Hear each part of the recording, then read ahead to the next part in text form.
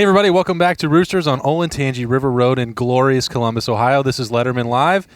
We're breaking it down. Ohio State is still undefeated, of course. We predicted it all. Nicole actually only missed the score total, like Price is Right style, by 3 points. By 3 points, guys. By 3 points. Nice. So, Nicole Cox, we're going to continue to defer to her on the prediction. 38-25. Buckeyes go to Penn State, get that win. We're into November now. Normally, it's the time to win championships for Michael Bennett, Justin Zwick, and Reid Fragel, also hanging out with us here in the Lettermen Lounge. But instead, this is now tune-up season. Buckeyes get that big win over Penn State. Now you get to be rewarded by playing Rutgers. Exactly. That's what we all want, right? Get excited, guys. I've been excited, man. Since Schiano got that job, I think he really has them on a path of.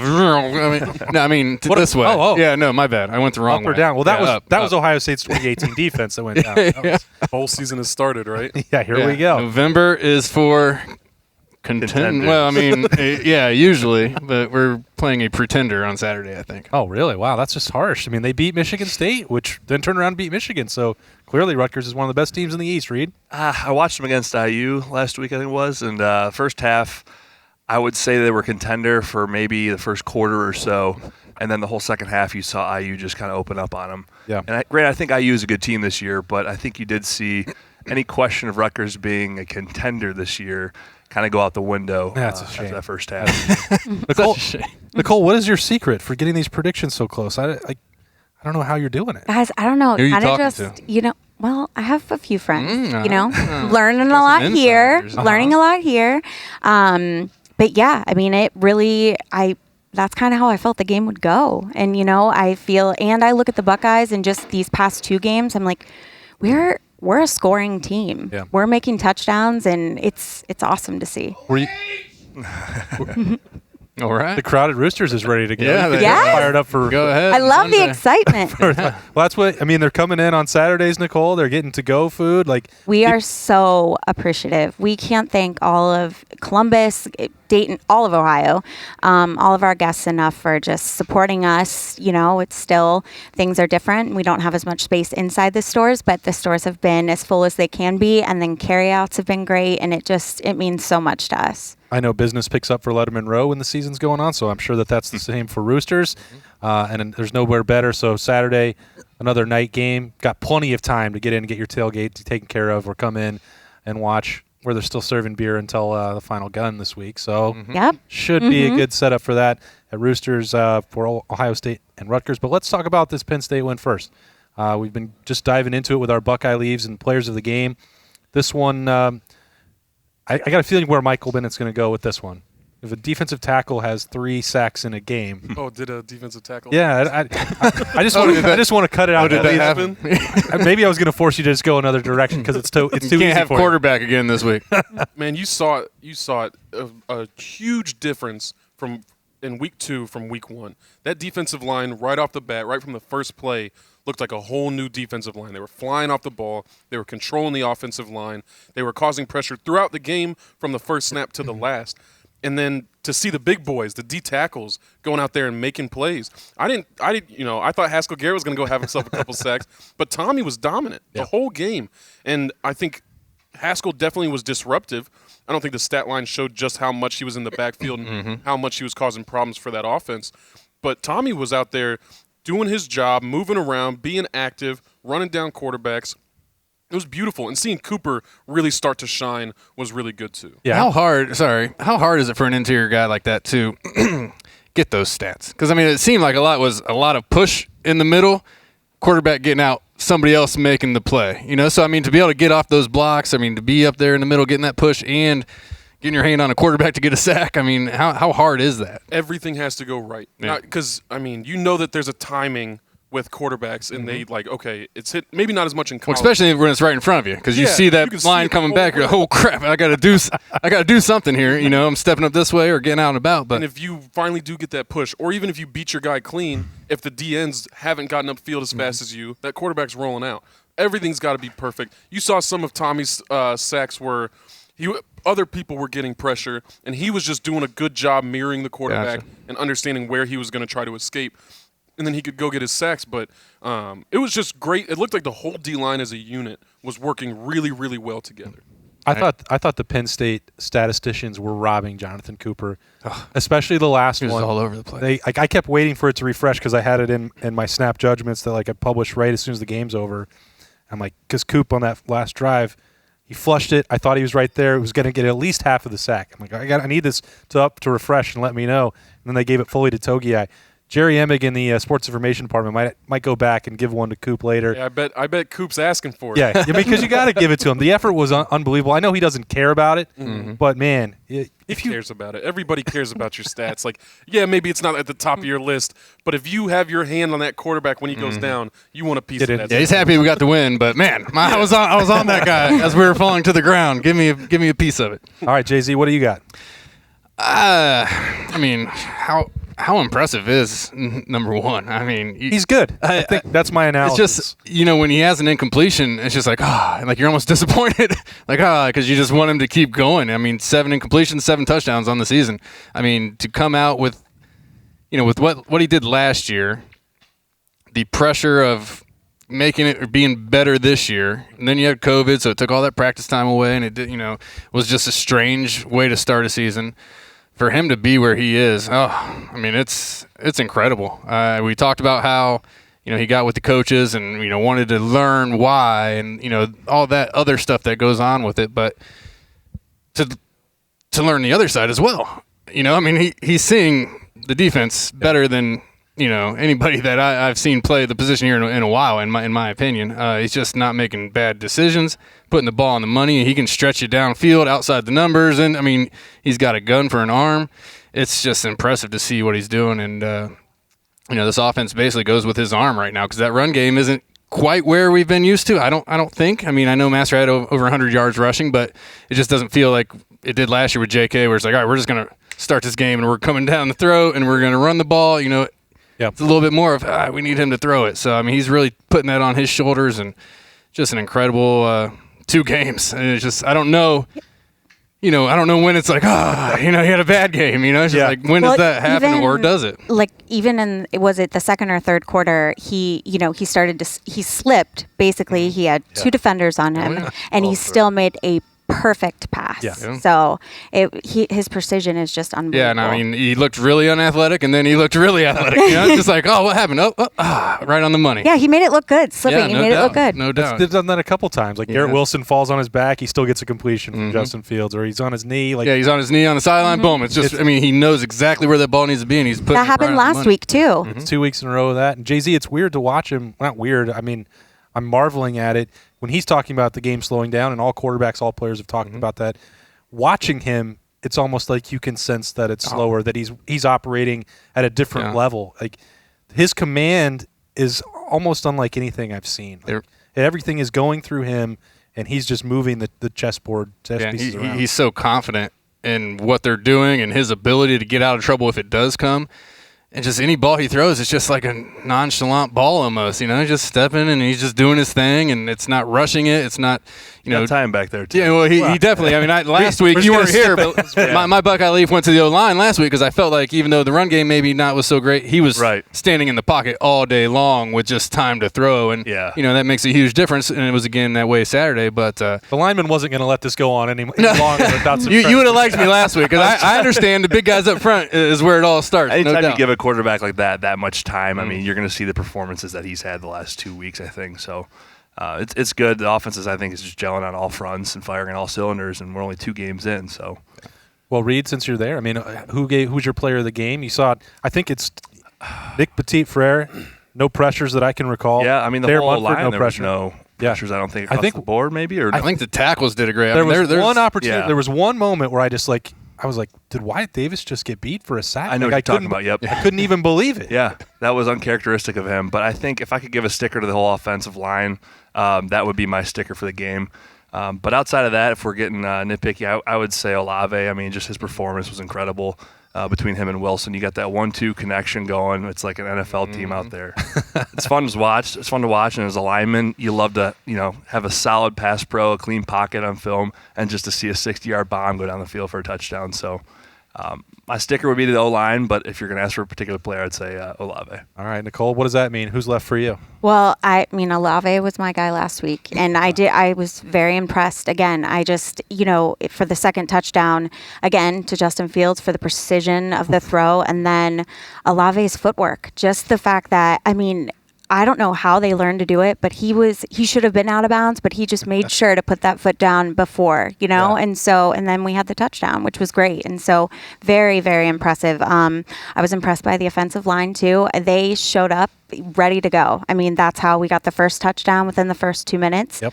But I think I would have to give my Buckeye leaf to Garrett Wilson just because you got to love a guy that shows up and is just ready to go. He kicked the game off. Right at the gate, he had yep. 62 rush yards and then, 111 receiving yards too. So he played great. It was great to see him. We talked about that last week, Nicole. Like, this guy in the slot is just a nightmare mismatch. He's incredible. He's incredibly athletic. He's fast. He's strong. He's got better awareness of what he's doing out there. He talked about it like being basketball for him, the spatial awareness. He likes working in that slot. And now you're seeing something that we've talked about before with once Ohio State put Justin Fields under center, now you can incorporate this jet sweep like they did on that first play. He's just around the corner and gone. You've got some of the ghost motion that can help. Mm-hmm. That's going to be a problem for the defense to try and account for with the rushing attack. Maybe they'll add to that. But I think my point is there's still new stuff that's going into this offense every week. There's only week 2. That's terrifying because they can get so much better. What are you going to do? What are you going to do? If I'm giving out stickers, I wanted to break. Okay, you don't have to take a defensive lineman. Hey, I was going to say I wanted to break character, but at the same time, Tommy Togiai needs a sticker. Okay. So he's going to get one just because 3 sacks as a nose guard against a ranked opponent is absurd. And on top of those 3 sacks, he just was a dominant player all game. But as a unit, the D-line did great. And then I also, just because this year he's my guy, I want to give one to Master T. He definitely did not look great in Nebraska. And Sounds like a segment for later in the show. I think the young man, he's not J.K. Dobbins, and I think that's what Ohio State's expecting him to be, but he hasn't been stopped on the goal line yet. He'll go get you those hard, tough yards. He's a big body who I think once he gets used to that workload can be your workhorse. It was good to see him break 100 yards against a ranked opponent. But yes, Tommy Togiai, my guy. Hey, I appreciate you. Easy enough. So, all right, so here's the deal. Nicole doesn't have to stay around all show long to get into the X's and O's, and she's been on fire with the predictions. The line opened at 37.5 this week for Ohio State and Rutgers. By the way, did you want Penn State to kick the field goal just so you got it exactly right on Saturday night, 38-28? Well, they kind of did get a field goal. Well, the referees must have known. They did get a that field was the goal. free one. She knew somebody on the crew. Yeah. It was like, we need a field goal. Yeah. Get him back up. So I thought I was exact on the prediction. I was like, well, this is amazing. Yeah. But this week. I don't know if we can keep, if you're just going to get it on the nose everywhere, we're going to have to charge people for that. Exactly. Or you get free cheesy potato wedges on Tuesday every time Nicole gets the prediction exactly. I would do that. I would do that. I think I'm going to say 57-15. Again, with Ohio State just high scoring, and so I'm interested to see. Had to do the math real quick. It's another cover. 15. Maybe a 2-point conversion in there for Rutgers or 5 field goals. I don't know the way the 5 field goals brain works. She's a savant. Don't even try to. No, she gets it right, so I don't. Whatever. Who am I? I do. I like the number 15. Okay. That's like kind of one of my numbers. I think that was my volleyball number maybe or something. So I thought that looked. I like it. That's the kind of information. It's kind of like playing the lottery to get the score prediction right anyways. Exactly. You got to have that number you like. 57-15. These guys will give their predictions a little bit later. We're going to let Nicole get out of here. Again, you can come in, you can online order, tailgate, you can hang out, socially distance in here. Yes. And you're obviously grateful to have people out here at Roosters. Oh, we're so grateful. Thanks for having us, guys. Thanks for being here. No. Oh, yeah. Thanks for having us. Thank you for giving the Lettermen Lounge back as I here. look at this, We love it. Like, thank you. What did I do? Don't ever thank us. We'll keep showing up 7 days a week if that's the way it works. Nicole's going to get out of here, and we're going to be right back on Lettermen Live, brought to you by our friends at Roosters. Roosters is one of the unique companies that we deal with. They're involved in everything we do, from our personal foundation to also the Cancer Research Fund. And that's from the Buckeye Cruise from Cancer to all the events leading up to the Buckeye Cruise. They donate back to different organizations that are near and dear to their heart. And we're so fortunate to have been with Roosters now for a long, long time. All the folks at Roosters are just genuinely kind folks, and they want to make a difference. Thank you, Roosters Foundation. Thank you, Roosters Foundation. Thank you, Roosters Foundation. All right, welcome back to Roosters. Putting a bow on Ohio State winning again, taking complete control once again of the Big Ten. It's hard to imagine now that these wins and Penn State basically out of the race, where the challenge is going to come from for the Buckeyes, because your rivals went down to Michigan State after a week. I guess RIP to overhyped Michigan season. That only lasted 1 week this year. So that's a real shame. We'll just pour some out there for Jim Harbaugh's tenure. That's a tough one. Is it Indiana? I mean, Wisconsin's now, we don't even know if they're going to be able to get to 6 games to play. Is this it? Is the Big Ten season over? I think the biggest threat to Ohio State is Ohio State and complacency. Okay. COVID. Yeah. COVID is the biggest. Yeah, I think That and COVID, yeah. That and COVID, yeah. You can't game plan for them. I mean, you could try. Ohio State had that on Saturday, so I don't mean to interrupt you, Mike, but a false positive pops up and Justin Hilliard can't play. So that's what can you do? That may be it. Yeah, and I mean, we're seeing teams across the league and across the NFL getting hit with it. You never know when it's going to pop up. You don't know who's going to have it. Thank you. I would say every team is probably going to get touched by COVID. Yeah. And you just hope it's not during the worst part of the season. It doesn't spread too much or anything like that. So, hopefully Ohio State, knock on wood, can get all the way through the season and everybody be healthy. But I think You have to just expect that to happen at this point. Yeah. It's going to get there at some point. It's just, what can you do? Yeah. But I think even Saturday we saw – I didn't think that Penn State stopped Ohio State. I think that Ohio State's mistakes, some penalties, that bad snap on the goal line, that was what really shot Ohio State in the foot. And as we move forward, we got 5 weeks of teams that should not be in the same building as Ohio State this year. But that complacency is a real thing. That's why you've already beaten Penn State, and now you're really looking forward to Michigan State or Michigan. And I think Indiana's a decent team. I think we'll roll Illinois and Rutgers in that. But if these guys don't find a way to get excited and to be motivated for these cold November and December games, then something bad could happen. I don't think there's a team that we're going to run up against who can beat Ohio State, even on Ohio State's worst day. But every fan wants to see Ohio State really have commanding wins throughout the rest of the season. Yeah, just historically looking, we go to Illinois, right? I was on a team in 2002 that won it all, went up there and had overtime, had an overtime game. I mean, weird things can happen, especially when you get later in the season. You're going to Illinois, it's going to be freezing cold. That stadium stinks, it's a little breezy in there. Yeah, a little breezy, weird things can happen. Now, granted, if you have good weather, decent weather, here on out, does anybody have the firepower to hang with us? I don't think so. I think Indiana might be the team that has the fire. I don't want to say firepower, but they might be able to score. Yeah, they might be able to put some points on the board, to say, oh, okay, make it a little interesting. And we've been through games in, the last 5 years. I mean, there is a couple blowouts in there, but there are also a couple. I mean, when Urban was there's a couple one point wins against Indiana. Them going for 2 to win the game. Not getting it. So that is a team that I think could, and they got a couple nice wins. First time since I don't know when that they've started 2-0 in the Big Ten season. So 7 or something. They're getting that confidence going. Coming into the season, they were the ones talking about surprising everybody. Breakthrough, yeah. Yeah, this is a breakthrough year, and do they feel like they've broke through already because they got 2 wins? They're 2-0 for the first time in a while, or are they still building and trying to do something? So I think that probably.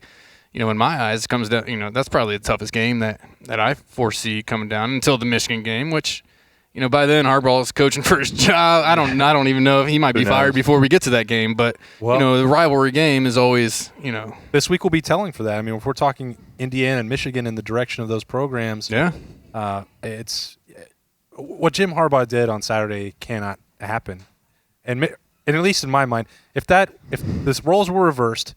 And Ohio State lost a game like that, the next day, then the entire fan base would be asking for that coach to be fired. Yeah. Whether he should be or shouldn't be, that's a different matter. But Harbaugh, this is year 6. 1-5, I think, against Ohio State and Michigan State. I mean, That's bad, man. It's bad. It's not good. We know he's 0-5 against this team, so Yeah. Where's I think maybe he's 3-3 against Sparty. Is that whatever it is? It's not good enough. But if Michigan fans are accepting that, then that's what that program has become. I think Michigan.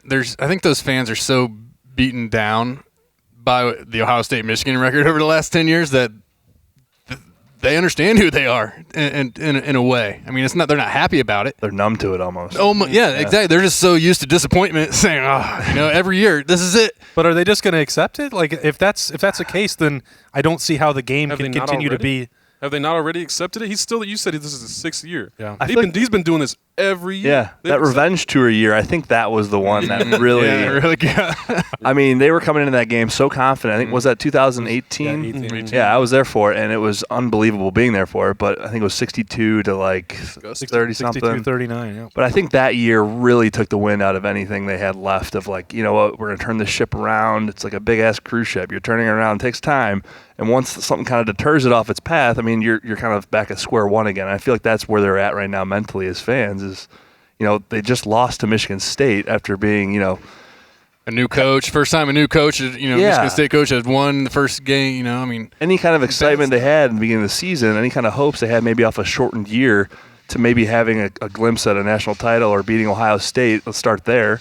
I think just went out the window after last week. So I don't know how you get behind that coach every year after the last couple years underneath him. So I think you're right, Justin. I think come Ohio State-Michigan game, he's fighting for his job, and that's really what's the title of that game. And that's, again, if he gets there, because if they go out against Indiana this weekend and lay another egg, I mean, back-to-back, I mean, that could be – and depends on what NFL jobs are open. I mean, that's something that's been going on for the last couple of years where he's been trying to leave, and I don't know if there's great interest in somebody taking him off Michigan's hands. We'll see how that plays out. Reid, you talked about turning the cruise ship, and I Saturday night compared Master Teague to one when he gets out in the open field. And maybe that's a little bit harsh. I know hey. He can do things. I always have to keep an open mind. I know I hate it when fans don't do this to me when I talk about Tough Borland's value. So, and I'm not saying that Master Teague couldn't be an effective player for Ohio State. I never said that, but he certainly was very effective in that role. 100 yards against Penn State, you can't take that away. And Mike, you were talking about him in this running game, and it showed signs of life. I know for a fact I would not want to stand in his way at the goal line. So, as we're coming out of this, did Saturday night answer all your concerns about the rushing attack? That was sort of the main topic last week. Does Ohio State need it? Can they get it? Where's the rushing attack? Are you guys content with where it is now, or what questions still linger for you? I would go. I want to hear his thoughts, because I feel like an offensive lineman, when you watch the game, you have a better understanding of where he should be hitting the hole, or you where look for certain things. I guess, as most people wouldn't be. We see the back cut, we follow him when the hole is that way, and he's going this way. Most people follow the ball, I guess, and as an lineman, you kind of follow in between the tackles. I would like to see some more runs hit big and explode out of in between the tackles versus the edge. I think edge play is obviously there. There's no question in that.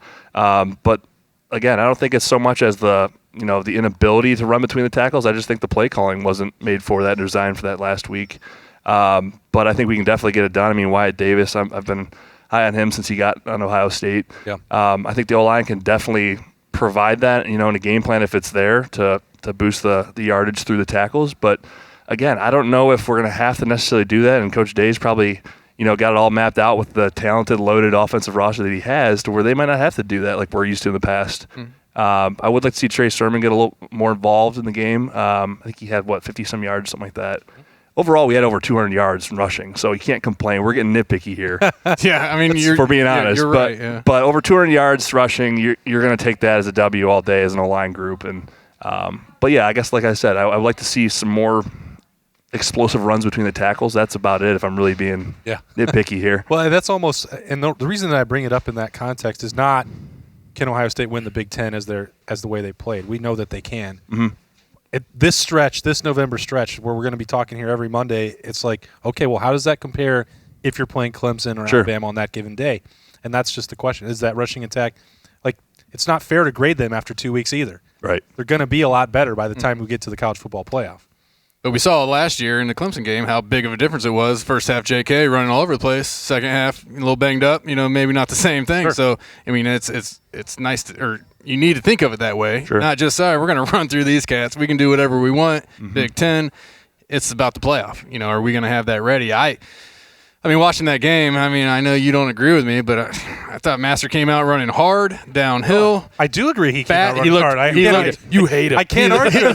He looked fast. Nothing now, you said I'm not is- asking him to dance around. I'm not asking him to dance around people. I want him to run through people. And he came, and he looked like he was shot out of a cannon. And the first drive, I'm like, wow, he looked different than last week. Sure. In a way.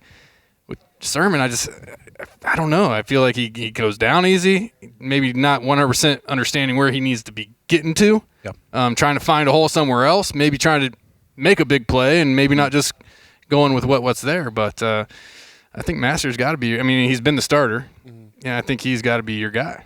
And I've told him before, just, Mike, I would love to be wrong. If he can be that primary tailback, I've got no problem with that. And I told him last year after the Indiana game, he came out for postgame.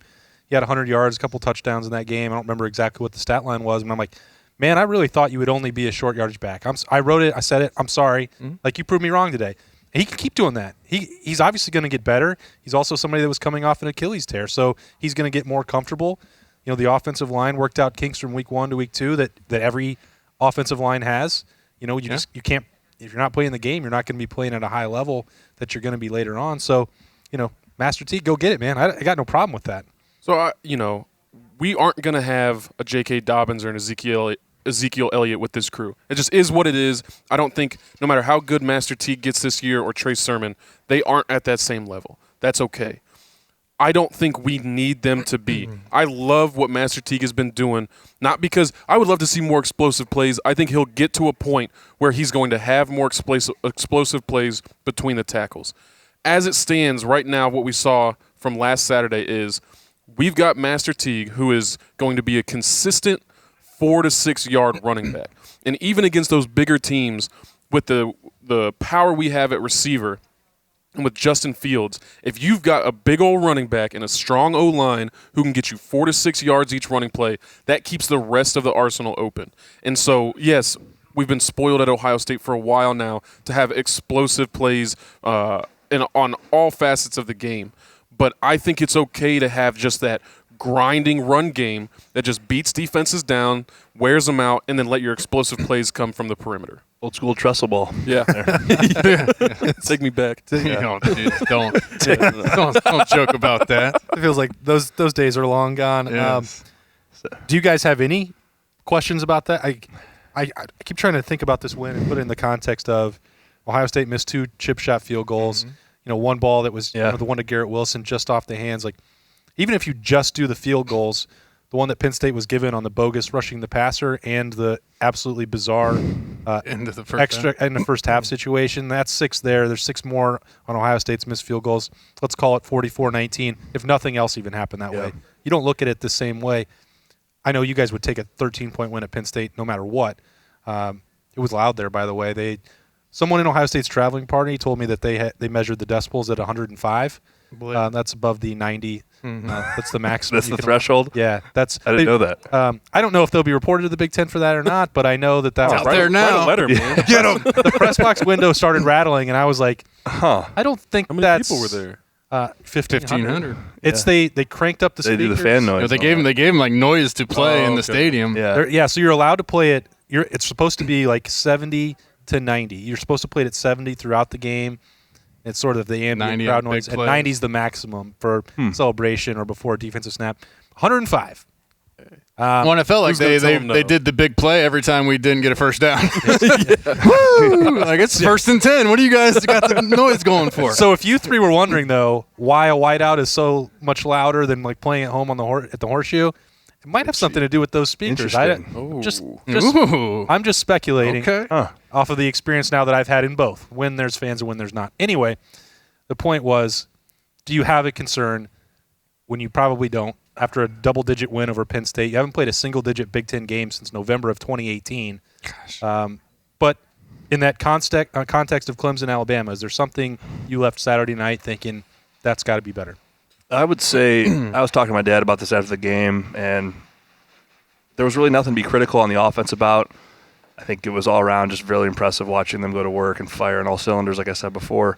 But if we're being nitpicky about those games down the road here, I think you saw the secondary. Maybe, Mike, you can speak on this a little bit more. But you saw the secondary kind of soften up at the end there and give up some big plays. I think they had about 140 yards given up on passing. So if you're being nitpicky, you're going to look at that on film and you're going to say maybe those corners can press a little bit more, play a little more on them. I'm not a cornerback, so I'm speaking completely with no experience here. But that's just one thing I noticed was just giving up some big plays on the sides there that we maybe can hunker down on more in the future. And outside of that, I mean, if we're talking about special teams and missed field goals, I think we're doing okay. It's just, again, these things you can correct this early on. I think we're sitting pretty right now. Yeah, I mean, the field goal situation, yes, will come into play in that playoff scenario that we're talking about. I don't really know what happened. He missed one. I was like, good for him. He benched the kicker after, he misses one. But then, it seemed like he had an injury. He was trying to fight through. So, just realizing, we got a long season to go. Let's just get you healed up. So I think that will be back to being normal. I agree. Shaun Wade? Yeah. Yeah, that was a night for you to come out and ball. You came back for a reason. Yep. And there's a couple times where, they were making plays and you were the guy that was there. I don't mean to single anybody out, but that's watching the game like, man, I don't expect that from him. Right? And then I don't think anybody does. Nope. So I think that is an area, because other teams are going to see that and say, well, maybe they don't have a lockdown corner like they have in the past. Maybe we can throw at anybody, Is that something that we want to short? Yeah, 100% it is. So I think that down the road, you look at that cat from Alabama, and 4 touchdowns, 250 yards receiving. I mean, we're going to come up against some offenses that can score just like we can. So we need to get those guys, Coach Coombs will get them back and get them on the drawing board and, figure that out, I'm sure. But that'd be one area. And I wouldn't expect good news on that depth front in cornerback because Cameron Brown left. Injuries. I know he was being evaluated again on Sunday. We'll wait to hear. It did not sound like something that he would be back from anytime soon. We'll wait and see. I don't have enough to tell you specifically what it is at this point, but that then puts Shaun Wade and Seven Banks. You're going to have to continue to be the guys. Marcus Williamson, that next step forward. Maybe more Josh Proctor, or if one of these younger guys is ready to step up. Ryan Watts played on special teams. There's, like any position, there's a bunch of 4- and 5-star guys ready to go, but I think both of you are right. I don't know where Mike comes down, but Ohio State certainly didn't like seeing those big throws completed. Yeah, looking at that game, I really didn't have a problem with any of it. I think the worst part for me was it was sloppy. And you don't want your sloppy games to happen when it's a big game against a good opponent. If you're going to be sloppy against Rutgers, not against a night game at Penn State, but sometimes that's just kind of how it happens. When we look at the DBs, I think definitely on paper, it really looked like the secondary had a hard time. Late in the game, especially on Penn State's last drive, they were giving them that. Yeah. They were letting them prevent get some yards. Defense. You were sitting back, no big plays over the top. You got two scores on them. Go ahead and slowly march your way downfield. We got time. And then on top of that, I think Dotson just made some incredible plays. The 100%. first big catch downfield that he made was contested. Shaun Wade did it. He had his hands on the ball. Yeah. It was just an incredible catch. The next one, it looked like Shaun Wade adjusted because the ball was going out of bounds. Dotson put a mid up there and caught it. So definitely, there were plays that you would hope that your premier cornerback can go up and get the ball against their premier receiver, but playmakers are going to make plays sometimes, and Dotson had a heck of a night. But I don't think there was just this big breakdown from the secondary that I think it felt like when you watch it. I don't think they were getting whatever they wanted in the secondary. It's just at big moments, you expect your big-time player to make the play instead of their big-time player. And so I hope that Shaun Wade gets tested from here on out because I don't think he's going to fail that test again. And we're nitpicking here, too. Exactly. We got to find something, Dotson is really good. Not only is he able to go high point the ball, he can run a route really, really well. So that was a great test. Shaun Wade didn't pass it, but there's a lot of season left, and so I'm excited to see him go up against other people. But I really didn't see too much weakness other than just we were killing ourselves on a couple plays. Yeah. All right. Well, that means Ohio State will probably get a big win this week if they're. I hope so. You never know with Rutgers. Just Greg Schiano chopping wood here really got him rolling. I don't know, guys. I think it's. I'm going to save my prediction for last. I'm just going to see what direction you guys go and follow suit there. We already got Nicole's in. 57. What do we think? 57-15 was your call there, Nicole? I'm just glad they're playing football. I think early on this whole thing, we didn't think Rutgers or Maryland were going to be a part of the Big Ten. Absolutely did not. Enjoying the games with us. So Reid's working up the numbers down here. I'll go 37.5. Yeah, right. I'll go. I think they drop a lot on them, honestly. After watching that IU offense just pick them apart, I think it's going to be ugly. 62-17. 62-17. Reid That's on my the score board. last week. Jay-Z's got his calculator out. Mike, you ready? Yeah, I'll go with 68-6. I don't see. I think they're going to blow them out of the water offensively, and I don't think Rutgers is going to be able to put up points. I'll give you this number, 68. That's the temperature for Saturday and even sunny. better. So I'm going 77 to 7. That's Beautiful day. by the way, that forecast, so you can play golf on Saturday. Yeah, Morning, right. Night That game. tee sheet was open. We got to get you sharp on that tee sheet. All right, last year I picked 91-0. Oh, my God. That sounds personal. It does sound personal. It wasn't like I had never, because part of this, like when you're writing it down and people can keep it forever, like sometimes that's a nerve-wracking thing. So that's why you tend to see like really conservative predictions, and like if you pick up the newspaper or shows like this and it's like, oh, I don't know, it's going to be 38-35. It's going to be a great game. Like, I don't believe it. Rutgers is going to come to play on Saturday. So I'm done with that. Like, and if they didn't muff that punt when it was 21-0 in the first quarter, I really think that they could have scored 100.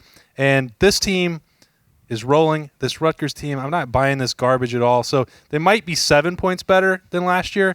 So it's 84-0 okay. Ohio State on Saturday. Like, they're not going to muff any punts. The defense is rolling. So they're just better on defense, not offense. They're just, well, you got Brendan White in there, and he might make one tackle that is the difference. Keeps him out of the end zone that one more time. That one time, Yeah. just trip him up and make him take an extra play and work on the clock. So 84-0 is going to be my prediction this week. So that's going to be a cover for the Buckeyes. Some Rutgers fans are going to come find you, man. I hope they do. Come, wherever all three of you are, please come find me. Every Monday I am here at Roosters. This is where I eat. I'm going to come back tomorrow and get cheesy potato wedges for $2. $2. So come find me, please. I'd love to talk about your program. We do it every single week, and I don't know why you're still a fan of them, but I love it. I hope you got a great education there in New Jersey. Yes. And I'm sure that the weather is lovely this time of year. I'm really sad that I don't get to visit Piscataway this year to go to your 2 bars on your strip and get some Jimmy John's after the game. I love it. Hey, I like that. You got hate your heart. You got lit out. It's personal. It's personal. Anyway, Something happened. Anyway. Your heart lit out. 84-0. I like it. Yeah, something happened. They that's let great. Rutgers in the Big Ten, and it ruins like 1 week out of the year. We only get 8 regularly scheduled football games this year in the Big Ten. It is a One of them has miserable to be game. against Rutgers. It is miserable. Yeah. Them in Maryland. Yeah. Although Maryland, don't sleep on Well, Tua's yeah, brother they got over the there, two boy. He over looked like the there. real Yeah. deal. Don't get me started on Mike Loxley. That's next week's show. I think Nicole Cox. I got to get out of here. Nicole Cox, That was great. Reid Fragel, just He's going to have all kinds of people after him. Michael Bennett. This has been Lettermen Live, brought to you by Roosters. It's a fun, casual joint. This has been a fun, casual conversation. I am just Austin Ward. We will see you next week as we break down Ohio State and Rutgers. Bye-bye.